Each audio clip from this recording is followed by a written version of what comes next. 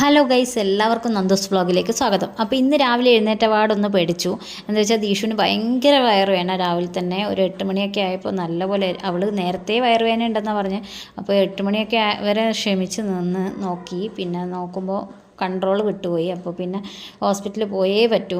പിന്നെ നേരെ ഹോസ്പിറ്റലിൽ എറണാകുളം ജനറൽ ആശുപത്രിയിലാണ് ഞങ്ങൾ പോയിട്ടുണ്ടായിരുന്നത്. അവിടെ പോയി ഒരു ഇഞ്ചക്ഷനൊക്കെ എടുത്തപ്പോൾ കുറച്ച് ഓക്കെ ആയിട്ടുണ്ട്. അപ്പോൾ യൂറിൻ ഇൻഫെക്ഷനാണെന്നാണ് പറഞ്ഞിട്ടുണ്ടായിരുന്നത്. അവൾ വെള്ളം കൂടി വളരെ കുറവായിരുന്നു.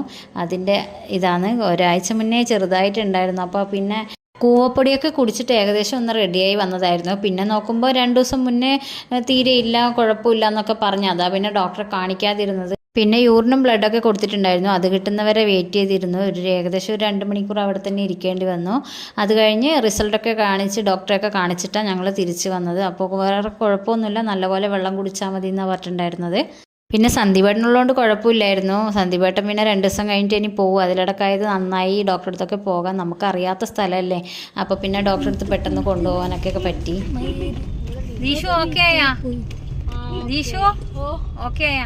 ഓക്കെ ആയാ? എന്നാ എനിക്ക് പ്രശ്നം എന്തിട്ട് വെള്ളം കുടിക്കേ? അതെയാ, സമ്മതിച്ചില്ലേ? ആ, അച്ഛനുള്ളോണ്ട് ഇന്റെ ഭാഗ്യം.